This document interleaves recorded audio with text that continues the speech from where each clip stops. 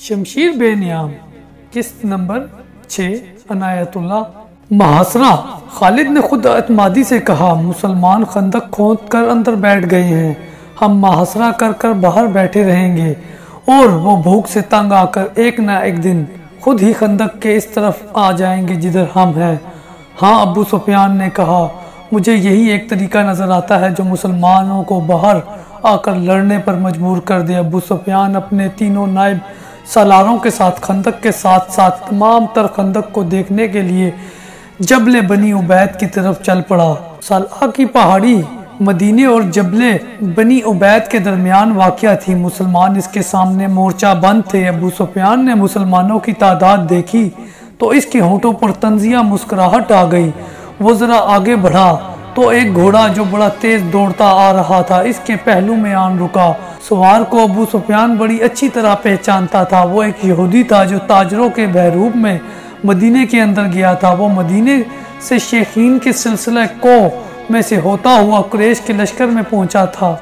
अंदर से कोई ऐसी खबर लाए हो जो हमारे काम आ सके? अबू सुफियान ने पूछा और कहा, हमारे साथ साथ चलो और इतना ऊंचा बोलते चलो कि मेरे ये तीनों नायब भी सुन सके। मुसलमानों ने शहर के दफा और आबादी के तहफ़्फ़ुज़ के जो इंतजामात कर रखे हैं वो इस तरह हैं। यहूदी ने कहा, ये तो तुमको मालूम होगा कि मदीना छोटे छोटे किलों और एक दूसरे के साथ मिली हुई बस्तियों का शहर है। मुसलमानों ने शहर की औरतों, बच्चों और ज़ईफों को पीछे की तरफ वाले किलों में भेज दिया है। खंदक पर नजर रखने के लिए मुसलमानों ने गश्ती पहरे का जो इंतजाम किया है इसमें 200-250 अफराद शामिल हैं। ये अफराद तलवारों के अलावा फेंकने वाली बुर्चियों और तीर कमानों से मुसल्लह हैं।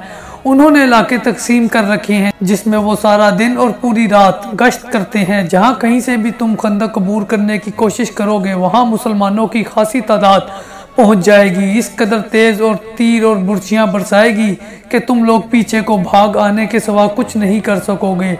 ये भी हो सकता है कि रात को मुसलमानों के ख्वेश खंदक से बाहर आकर तुम पर शब खून मार कर वापस चले जाएं। अब्दुल्ला बिन अबी क्या कह रहा है? अबू सुफियान ने पूछा। एक कुरैश के सरदार यहूदी जासूस ने कहा, इतनी उम्र गुजार कर भी तुम इंसानों को समझने के काबिल नहीं हो सके। अब्दुल्ला बिन अबी मुनाफिक है। मुसलमान इसे जमात मुनाफिकीन का सरदार कहते हैं और हम इसे यहूदियत का गद्दार समझते हैं। इसने मुसलमान होकर हमसे गद्दारी की थी। मुसलमानों में जाकर इसने तुम्हारे हक में इन्हें धोखे दिए। अगर ओहद की जंग में तुम जीत जाते तो वो तुम्हारे साथ होता, मगर मुसलमानों का पल्ला भारी देखकर इसने तुमसे भी और यहूदियों से भी नजरें फेर ली। तुम्हें इस आदमी पर भरोसा नहीं करना चाहिए जो किसी मजहब का पैरोकार और वफादार ना हो।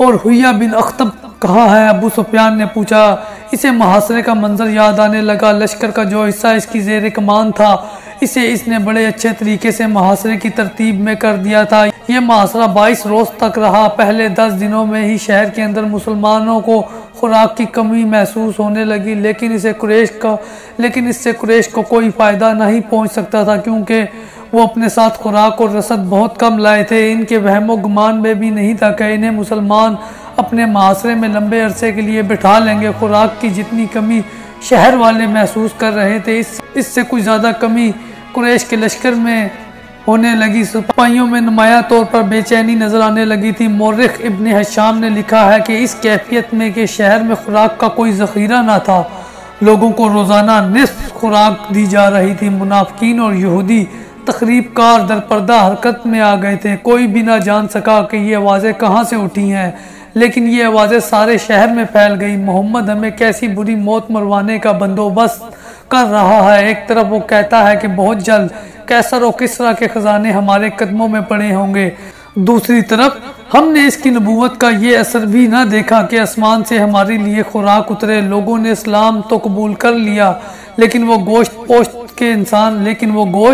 पोस्त के इंसान थे। वो पेट की आवाज़ों से मुतासिर होने लगे। आखिर एक आवाज़ ने इन्हें पेट के भूत से आवाज़ दिला दी। क्या तुम खुदा से ये कहोगे कि हमने अपने पेट को खुदा से ज़्यादा मुकद्दस जाना? ये एक राअद की कड़क की तरह आवाज़ थी जो मदीने के गली कूचों में सुनाई देने लगी थी। आज खुदा को वो लोग अजीज़ होंगे जो इसके रसूल सल्लल्लाहु अलैहि वसल्लम के साथ भूखे और प्यासे जाने दे देंगे। खुदा की कसम, इससे बड़ी बुज़दिली और बेगैरती मदीने वालों के लिए और क्या होगी कि हम अहले मक्का के कदमों में जा गिरे और कहें कि हम तुम्हारे गुलाम हैं, हमें कुछ खाने को दो। रसूल अकरम सल्लल्लाहु अलैहि वसल्लम शहर के दिफा में इस कदर सरगर्म थे कि आप सल्लल्लाहु अलैहि वसल्लम के लिए दिन और रात एक हो गए थे। आप सल्लल्लाहु अलैहि वसल्लम अल्लाह के महबूब नबी सल्लल्लाहु अलैहि वसल्लम थे। आप चाहते तो मौजज़े भी रोनमा हो सकते थे, लेकिन आप सल्लल्लाहु अलैहि वसल्लम को एहसास था कि हर आदमी पैगंबर और रसूल नहीं, ना कोई इंसान आप सल्लल्लाहु अलैहि वसल्लम के बाद नबूवत और रिसालत का दर्जा हासिल कर सकेगा।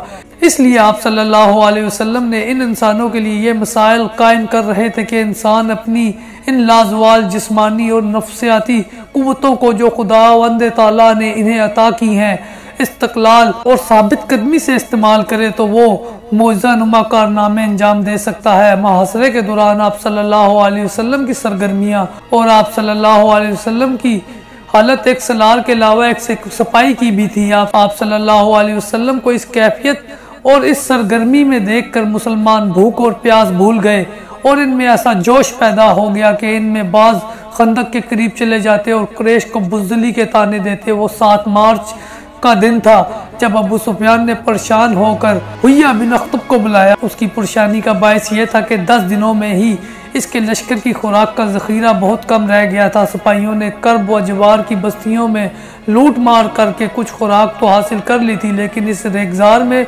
लोगों के घरों में भी खुराक का कोई जखीरा नहीं होता था।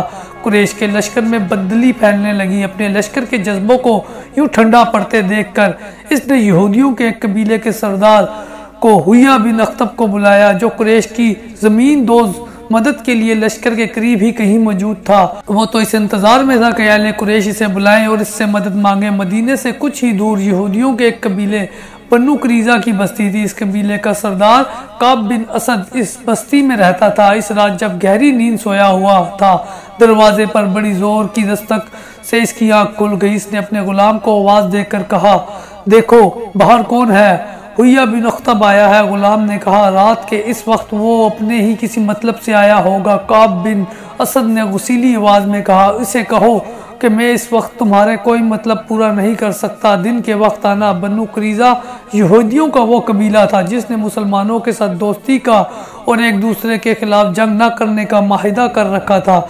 इस माहिदे में यहूदियों के दूसरे कबीले बन्नू कैनका और बन्नू नज़ीर भी शामिल थे, लेकिन इन दोनों कबीलों ने इस माहिदे की खिलाफ वर्जी की थी और मुसलमानों ने इन्हें वो सजा दी थी कि वो लोग शाम की तरफ भाग गए थे। बन्नू करीजा था जिसने माहिदे को बरकरार रखा और इसका एहतराम किया। मुसलमान जंग खंदक में इस कबीले की तरफ से जरा सा भी खतरा महसूस नहीं कर रहे थे। हुय्या बिन अख्तब भी यहूदी था। वो काब बिन असद को अपना हम मजहब भाई समझकर इसके पास गया था और काब बिन असद को मुसलमानों के खिलाफ उकसाना चाहता था, इसलिए वो गुलाम के कहने पर भी वहां से ना हटा। काब बिन असद ने परेशान होकर उसे अंदर बुला लिया। मैं जानता हूँ तुम इस वक्त मेरे पास क्यों आए हो। काब बिन असद ने हुय्या से कहा, अगर तुम अबू सुफियान के कहने पर आए हो तो उसे कह दो कि हमने मुसलमानों के साथ जो माहिदा किया है इस पर मुसलमान पूरी दयानतदारी से कायम है। वो हमें अपना हलीफ समझते हैं और उन्होंने हमें पूरे हकूक दे रखे हैं। काब बिन असद होश में आ हुय्या बिन अख्तब ने कहा, बन्नू कैनका और बन्नू नज़ीर का अंजाम देख ले। मुसलमानों की शिकस्त मुझे साफ नजर आ रही है। खुदाए यहूदा की कसम 10,000 का लश्कर मुसलमानों को कुचल डालेगा, फिर ये मुसलमान तुम पर टूट पड़ेंगे। यहूदियों ने इन्हें शिकस्त दिलाई। तुम चाहते क्या हो हुय्या? काब बिन असद ने पूछा। कुरैश के लश्कर का एक हिस्सा पहाड़ों के पीछे से तुम्हारे पास पहुंच जाएगा। हुय्या ने कहा, तुम्हारी मौजूदगी में ये सिपाही मुसलमानों पर अकब से हमला नहीं कर सकते। तुम अपने कबीले समेत कुरैश से मिल जाओ और मुसलमानों पर इस तरह से हमला करो कि तुम्हें जम कर ना लड़ना पड़े, बल्कि ज़र्ब लगाकर पीछे हटाओ। इससे कुरैश को ये फ़ायदा होगा कि मुसलमानों की तवज्जो खंदक से हट जाएगी और कुरैश का लश्कर खंदक को अबूर कर लेगा। अगर मैं तुम्हारी बात मान लूँ और हमारा हमला वो काम ना कर सका जो तुम चाहते हो, तो जानते हो मुसलमान हमारे साथ क्या सलूक करेंगे। काब बिन असद ने कहा, तुम मुसलमानों के कहर व गजब से वाकिफ हो। क्या बन्नू कैनका और बन्नू नज़ीर का कोई एक भी यहूदी तुम्हें यहाँ नजर आता है? अबू सुफियान ने सब कुछ सोचकर तुम्हें माहिदे की दावत दी है। हुय्या बिन अख्तब ने कहा, अगर मुसलमानों का कहर व गजब तुम पर गिरने लगा तो कुरैश के लश्कर का एक हिस्सा तुम्हारे कबीले की हिफाजत के लिए शेखीन और लावा की पहाड़ियों के दरमियान मौजूद रहेगा। वो शब खून मारने वाले तजर्बाकार सिपाहियों का लश्कर होगा जो मुसलमानों को तुम्हारी तरफ आंख उठाकर भी देखने की मोहलत नहीं देंगे। तुम मुझे इतने बड़े खतरे में डाल रहे हो जो मेरे पूरे कबीले को तबाह कर देगा। काब बिन असद ने कहा, तुम्हारा कबीला तबाह हो या ना हो, अहले कुरैश इतनी कीमत देंगे जो तुमने कभी सोची भी ना होगी।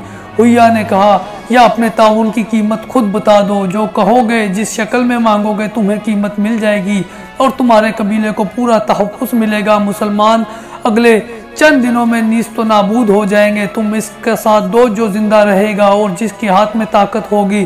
काब बिन असद आखिर यहूदी था, इसने ज़रो जोहरात के लालच में आकर हुय्या बिन अख्तब की बात मान ली। कुरैश का कोई सिपाही हमारी बस्ती के करीब ना आए। काब बिन असद ने कहा, मुसलमानों पर मेरा कबीला शब खून मारता रहेगा। ये काम रात की तारीकी में किया जाएगा ताकि मुसलमानों को पता ही ना चल सके कि शब खून मारने वाले बनु कुरैज़ा के आदमी हैं। और हुय्या काब ने होंठों पर हल्की सी मुस्कुराहट लाते हुए कहा, तुम देख रहे हो कि मैं यहाँ अकेला पड़ा हूँ, मेरी रातें तन्हाई में गुजर रही हैं। आज की रात तन्हा गुजारूं? हुय्या ने कहा, कल तुम तन्हा नहीं होगे, मुझे 10 दिनों की मोहलत मिलनी चाहिए। काब बिन असद ने कहा, मुझे अपने कबीले को तैयार करना है। कुरैश और बनु कुरैज़ा के दरमियान माहिदा हो गया। साद बिन अतीक मामूली किस्म का एक जवान था जिसकी मदीने में कोई हैसियत नहीं थी। वो खंजर और तलवार तेज करने का काम करता था। इसमें यह खूबी थी कि खुदा ने इसे आवाज़ पुरसूज और सुरीली दी थी। वो शहसवार था। रातों को किसी महफिल में इसकी आवाज़ सुनाई देती थी तो लोग बाहर आकर इसका गाना सुना करते थे। कभी रात को वो शहर से बाहर चला जाता और अपनी तरंग में गाया करता था। इसने इस्लाम कबूल कर लिया था। एक रात वो पुरसोज ले में शहर से दूर कहीं गा रहा था कि एक बड़ी ही खूबसूरत और जवान लड़की उसके सामने यूं आन खड़ी हुई जैसे कोई जिन या चुड़ैल इंसान के हसीन रूप में आ गई हो। साथ घबरा कर खामोश हो गया। इस आवाज़ से मुझे महरूम न करो जो मुझे घर से निकाल लाई। लड़की ने कहा, मुझे देखकर तो खामोश हो गया है तो मैं दूर चली जाती हूँ। अपने नगमे का खून न कर, तेरी आवाज़ में ऐसा सोज है जैसे तू किसी के फराक में नगमा सराहा है। कौन है तू? साद ने कहा, अगर तू जन्नात में से है तो बता दे। लड़की की जल तरंग जैसी हंसी सुनाई दी। सहरा की शफाफ चांदनी में इसकी आंखें हीरों की तरह चमक रही थी। मैं बनु कुरैज़ा की एक यहूदी की बेटी हूँ और मैं मुसलमान हूँ। मजहब को दरमियान में ना लाओ। यहूदन ने कहा, नगमों का कोई मजहब नहीं होता। मैं तेरे लिए नहीं, तेरे नगमे और तेरी आवाज़ के लिए आई हूँ। साद दोबारा अपनी धुन गुनगुनाने लगा। एक रोज यहूदन ने इससे कहा, साद कबूल करो तो वो इसके पास आ जाएगी और इस्लाम कबूल कर लेगी। 2-3 रोज ही गुजरे थे कि मदीने का मुहासरा आ गया। साद बिन अतीक का काम बढ़ गया। इसके पास तलवारें, खंजर और बुर्चियों की अन्या तेज करने वालों का हजूम रहने लगा। वो रातों को भी काम करता था। एक रोज ये यहूदन अपने बाप की तलवार उठाए इसके पास आई। तलवार तेज कराने के बहाने आई हूँ। यहूदन ने कहा, आज ही रात यहाँ से निकलो वरना हम कभी ना मिल सकेंगे। क्या हो गया है? बरसों शाम मेरे बाप ने मुझे कहा है कि कबीले के सरदार काब बिन असद को मेरी ज़रूरत है। यहूदन ने बताया, बाप ने हुय्या बिन अख्तब का नाम भी लिया था। मैं काब के घर चली गई। वहाँ हुय्या के अलावा 2 और आदमी बैठे हुए थे। वो इस तरह की बातें कर रहे थे कि मुसलमानों के आखिरी दिन आ गए हैं। काब बिन असद, हुय्या बिन अख्तब और कुरैश के दरमियान इस लड़की की मौजूदगी में माहिदा हुआ और मुसलमानों पर अकब से हमला का मंसूबा तय हुआ। इस यहूदन को रात भर काब के पास गुजारनी पड़ी। सुबह वो अपने घर आ गई। इसे मुसलमानों के साथ कोई दिलचस्पी ना थी।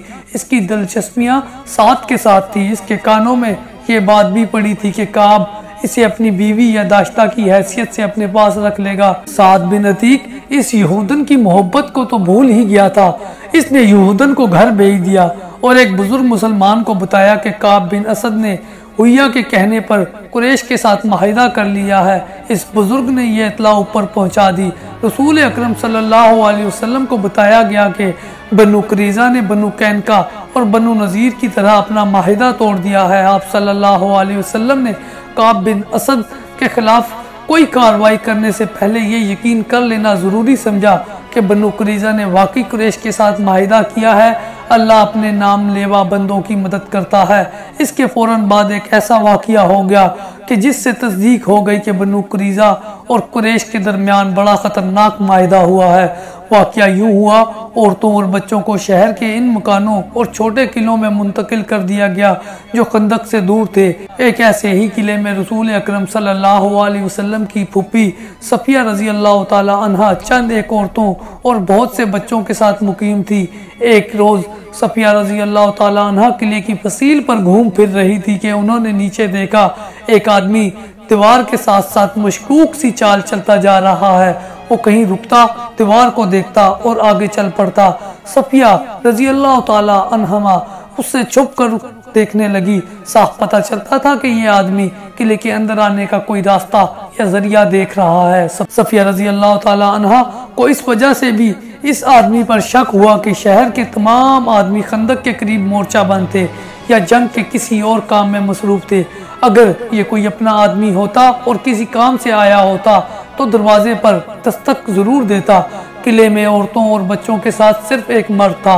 ये थे अरब के मशहूर शायर हस्सान बिन साबित रजी अल्लाह ताला अन्हा। सफिया रजी अल्लाह ताला अन्हा ने हस्सान रजी अल्लाह ताला अन्हा से कहा कि नीचे एक आदमी मशकूक अंदाज से दीवार के साथ साथ जा रहा है, मुझे शक है कि वो यहूदी है। सफिया रजी अल्लाह ताला अन्हा ने और हस्सान बिन साबित रजी अल्लाह ताला अन्हा से कहा, तुम जानते हो हस्सान बनु कुरैज़ा ने दोस्ती का माहिदा तोड़ दिया है। ये शख्स मुझे यहूदियों का मुखबर मालूम होता है। बनु कुरैज़ा हम पर अकब से हमला करेंगे ताकि हमारे मर्दों की तवज्जो खंदक की तरफ से हट जाए और वो पीछे आ जाएं। यहूदियों के पास हमारे मर्दों को मोर्चों से निकाल कर पीछे लाने का ये तरीका कारआमद होगा कि वो इन किलों पर हमला शुरू कर दें जिनमें औरतों और बच्चे हैं। नीचे जाओ हस्सान, अल्लाह तुम्हारा निगहबान हो। इस शख्स को ललकारो, अगर वो वाकई यहूदी हो तो इसे कत्ल कर दो। ख्याल रखना कि इसके हाथ में बुर्छी है और इसके चौके के अंदर तलवार भी होगी। ए अजीम खातून, हस्सान रजी अल्लाह ताला अन्हा शायर ने कहा, क्या आप नहीं जानती कि मैं बीमार हूँ? अगर मुझ में जरा सी ताकत भी होती तो इस वक्त में मैदान जंग में होता। मौरिख इब्न हिशाम और इब्न कुतैबा ने लिखा है कि अरब के अजीम शायर का ये जवाब सुनकर रसूल अकरम सल्लल्लाहु अलैहि वसल्लम की फूफी सफिया रजी अल्लाह ताला अन्हा खुद इस मशकूक आदमी को पकड़ने या मारने के लिए चल पड़ी, लेकिन ये ना देखा कि एक मुसल्ला मर्द के मुकाबले में जाते हुए इनके हाथ में कौन सा हथियार है। वो जल्दी में जो हथियार ले गई वो बुर्ची नहीं थी, तलवार नहीं थी, वो एक डंडा था। सफिया रजी अल्लाह ताला अन्हा दौड़ती हुई बाहर निकली और इस मशकूक आदमी के पीछे जा रुकी जो दीवार के साथ खड़ा ऊपर देख रहा था। कौन है तू? सफिया रजी अल्लाह ताला ने इसे ललकारा। मशकूक आदमी ने बिदक कर पीछे देखा। अगर वो किसी गलत नीयत से ना आया होता तो इसका अंदाज कुछ और होता, मगर इसने बुर्ची तान ली। सफिया रजी अल्लाह ताला अन्हा ने इसका चेहरा देखा तो कोई शक न रहा, वो यहूदी था, वो बनु कुरैज़ा का ही हो सकता था। इसे यकीन था कि एक औरत, वो भी एक डंडे से मुसल्ला, इसका कुछ नहीं बिगाड़ सकेगी। तुझ पर खुदा की लानत। सफिया रजी अल्लाह ताला अन्हा ने ललकार कर कहा, क्या तू बनु कुरैज़ा का मुखबर नहीं? मोहम्मद सल्लल्लाहु अलैहि वसल्लम की फूफी, यहाँ से चली जा। यहूदी ने कहा, क्या तू मेरे हाथों मरने आई है? हाँ, मैं बनु कुरैज़ा का आदमी हूँ। फिर तू यहाँ से जिंदा नहीं जाएगा। यहूदी ने कहका लगाया और बढ़कर बुर्छी मारी। जिससे तेजी से बुर्छी आई थी, इससे ज्यादा तेजी से सफिया रजी अल्लाह ताला अन्हा एक तरफ हो गई। यहूदी का वार खाली गया तो वो संभल न सका। वो आगे को झुका और अपने बढ़ते हुए कदम को रोक न सका। सफिया रजी अल्लाह ताला अन्हा ने पूरी ताकत से इसके सर पर डंडा मारा। एक औरत के बाजू में खुदा का कहर आ गया था। यहूदी रुक कर सीधा हुआ, लेकिन इसका सर डोलने लगा। सफिया रजी अल्लाह ताला अन्हा ने इसे संभलने का मौका ना दिया और इसके सर पर पहले से ज्यादा जोरदार डंडा मारा। अब यहूदी खड़ा ना रह सका। इसके हाथ से बुर्ची गिरी, फिर इसके घुटने जमीन से लगे। सफिया रजी अल्लाह ताला अन्हा ने इसके सर पर, जिससे खून बह बह कर इसके कपड़ों को लाल कर रहा था, एक और डंडा मारा। वो जब बेहोश होकर लड़क गया तो सफिया रजी अल्लाह ताला अन्हा इसके सर पर ही डंडे मारती चली गईं, जैसे जहरीले नाग का सर कुचल रही हो। सफिया रजी अल्लाह ताला अन्हा ने इस वक्त हाथ रोका जब यहूदी की खोपड़ी कुचल गई और इसका जिस्म बेहिस हो गया। सफिया रजी अल्लाह ताला अन्हा किले में चली गई। हस्सान, सफिया रजी अल्लाह ताला अन्हा ने अपने शायर हस्सान रजी अल्लाह ताला अन्हा से कहा, मैं वो काम कर रही हूँ जो तुम्हें करना था। अब जाओ और इस यहूदी के हथियार उठा लाओ और इसके कपड़ों के अंदर जो कुछ है वो भी ले आओ। मैं औरत हूँ, किसी मर्द के कपड़ों के अंदर हाथ डालना एक औरत के लिए मुनासिब नहीं। चाहो तो ये माल गनीमत तुम ले सकते हो, मुझे इसकी ज़रूरत नहीं। अल्लाह आपकी असमत व इफ़्फ़त की हिफाजत करे। हसन रज़ी अल्लाह ताला अन्हु ने शायरों की मुस्कुराहट से कहा, माल गनीमत की ज़रूरत मुझे भी नहीं है और मैं अपने अंदर इतनी तवानाई महसूस नहीं करता कि ये काम अंजाम दे सकूं। मौरखीन लिखती हैं कि ये खबर रसूल करीम सल्लल्लाहु अलैहि वसल्लम तक पहुंची तो आप सल्लल्लाहु अलैहि वसल्लम को परेशानी हुई। शहर में खुराक की कैफियत यहाँ तक पहुंच गई थी कि हर फर्द को इसकी असल ज़रूरत की सिर्फ एक चौथाई खुराक मिल रही थी। रसूल करीम सल्लल्लाहु अलैहि वसल्लम ने खुदाए जुल जलाल से मदद मांगी और कोई हिकमत अमली सोचने लगे। इधर खंदक का महाज सरगर्म था। खालिद को अपनी इस वक्त की बेचैनी और बेताबी अच्छी तरह याद थी। वो खंदक के साथ साथ घोड़ा दौड़ाता और कहीं से खंदक अबूर करने के तरीके सोचता था। वो मर्द मैदान था, लड़े बगैर वापस जाने को अपनी तौहीन समझता था। मगर वहाँ लड़ाई इस नौयत की हो रही थी कि कुरैश के तीर अंदाज खासी तादाद में खंदक के इस मुकाम पर करीब आते जहाँ मुसलमान मोर्चा बंद थे। ये सिला की पहाड़ी थी। तीरंदाज मुसलमानों पर तीर बरसाते, मुसलमान जवाबी तीर अंदाजी करते। कभी कुरैश का कोई तीरंदाज जेश किसी और जगह गश्ती संतरियों पर तीर चलाता, मगर मुसलमानों का जेश फौरन पहुंच जाता। रात को मुसलमान खंदक पर संतरियों की तादाद में इजाफा कर देते और कुरैश खंदक से दूर पीछे खैमागाह में चले जाते। रसूल करीम सल्लल्लाहु अलैहि वसल्लम को जहां मदीने में खुराक की किल्लत का जो कहत की सूरत इख्तियार करती जा रही थी एहसास था, वहाँ आप सल्लल्लाहु अलैहि वसल्लम को यह भी मालूम था कि कुरैश का लश्कर भी नीम फाका कशी पर आ गया है। ये वो कैफियत होती है जो इंसानों को एक दूसरे की शराइत मानने पर और माहिदों और समझौतों पर मजबूर कर देती है। किसी भी तारीख में इस शख्स का नाम नहीं लिखा जिसे रसूल करीम सल्लल्लाहु अलैहि वसल्लम ने खुफिया तरीके से कुरैश के अतहादी गतफान के सलार ऐनिया के पास इस मकसद के लिए भेजा कि इसे कुरैश की दोस्ती तर्क करने पर आमादा करे। इसे ये नहीं कहा गया था कि वो मुसलमानों के साथ मिल जाए। रसूल करीम सल्लल्लाहु अलैहि वसल्लम का मकसद सिर्फ ये था गतफान और अनिया रजामंद हो जाएं और अपने कबीले को वापस ले जाएं तो कुरैश का लश्कर 2000 नफरी की फौज से महरूम हो जाएगा। ये तवक्को भी की जा सकती थी कि दूसरे कबाइल भी गतफान की तकलीद में कुरैश के लश्कर से निकल जाएं। क्या मोहम्मद सल्लल्लाहु अलैहि वसल्लम हमें जुबानी माहिदे की दावत दे रहा है? सलार ऐनिया ने रसूल खुदा सल्लल्लाहु अलैहि वसल्लम के एलची से कहा, हमने यहाँ तक आने का जो खर्च बर्दाश्त किया है वो कौन देगा? हम देंगे। रसूल खुदा सल्लल्लाहु अलैहि वसल्लम के एलची ने कहा, नबी करीम सल्लल्लाहु अलैहि वसल्लम ने फरमाया है कि तुम लोग अपने कबीले को वापस ले जाओ तो इस साल मदीने में खजूरों की जितनी पैदावार होगी इसका तीसरा हिस्सा तुम ले जाना। खुद मदीने आ जाना, पूरी पैदावार देख लेना और अपना हिस्सा अपने हाथों अलग करके ले जाना। सलार ऐनिया मैदान जंग में लड़ने और लड़ाने वालों की क़यादत करने वाला जंगजू था, लेकिन गैर जंगी मसाइल और अमूर को बहुत कम समझता था। मोरिख इब्ने कुतैबा ने लिखा है कि इस वाक़ये के कुछ ही अरसे बाद रसूल अकरम सल्लल्लाहु अलैहि वसल्लम ने इसे मुस्तैद और अहमक का खिताब दिया। वो बड़े ताकतवर जिस्म वाला और जिस्मानी लिहाज से फुर्तीला और मुस्तैद रहने वाला आदमी था। इसने अपने सरदार गतफान से बात की, खुदा की कसम मोहम्मद सल्लल्लाहु अलैहि वसल्लम ने हमें कमज़ोर समझकर ये पैगाम भेजा है। गतफान ने कहा, इसके एलची से पूछो कि मदीने के अंदर लोगों को भूख का सामना नहीं, हम इन्हें भूख से न ढाल करके मारेंगे। क्या तुम देख नहीं रहे कि हमारा अपना लश्कर भूख से न ढाल हो रहा है? सलार ऐनिया ने कहा, मदीने वाले अपने घरों में बैठे हैं, हम अपने घरों से बहुत दूर आ गए हैं। क्या लश्कर में तुम बेइत्मीनानी नहीं देख रहे? क्या तुमने देखा नहीं कि हमारी कमानों से निकले हुए तीर अब इतनी दूर नहीं जाते जितनी दूर इस वक्त जाते थे जब तीरंदाजों को पेट भर कर खाना मिलता था। इनके बाजुओं में कमाने खींचने की ताकत नहीं रही। क्या इसका फैसला तुम करोगे कि हमें मोहम्मद सल्लल्लाहु अलैहि वसल्लम को क्या जवाब देना चाहिए? गतफान ने पूछा। या मैं फैसला करूंगा जो कबीले का सरदार हूँ। खुदा की कसम मैदान जंग में जो फैसला मैं कर सकता हूँ वो तुम नहीं कर सकते। सलार ने कहा, और मैदान जंग से बाहर जो फैसले तुम कर सकते हो वो फैसले मेरी अक्ल नहीं कर सकती। मेरी अक्ल तलवार के साथ चलती है, मगर यहाँ मेरी फौज की तलवार और बुर्छियाँ हमारे तीर मायूस हो गए हैं। हम खंदक के पार नहीं जा सकते। हमें मोहम्मद सल्लल्लाहु अलैहि वसल्लम की बात मान लेनी चाहिए। और उन्होंने रसूल करीम सल्लल्लाहु अलैहि वसल्लम की बात मान ली। एलची उम्मीद अफजा जवाब लेकर आ गया। इसे कुरैश का कोई आदमी नहीं देख सका था, क्योंकि गतफान की फौज मुहासरे के किसी और मकाम पर थी। अल्लाह के रसूल सल्लल्लाहु अलैहि वसल्लम के खिलाफ कौन बोल सकता था, मगर आप सल्लल्लाहु अलैहि वसल्लम ने इस्लाम की तालीमात के ऐन मुताबिक अपने सरकर्दा साथियों को बुलाया और इन्हें मौका दिया कि किसी को आप सल्लल्लाहु अलैहि वसल्लम के फैसले से इख्तिलाफ है तो वो बोले। आप सल्लल्लाहु अलैहि वसल्लम एक शख्स का फैसला पूरी कौम पर ठोसने के कायल न थे।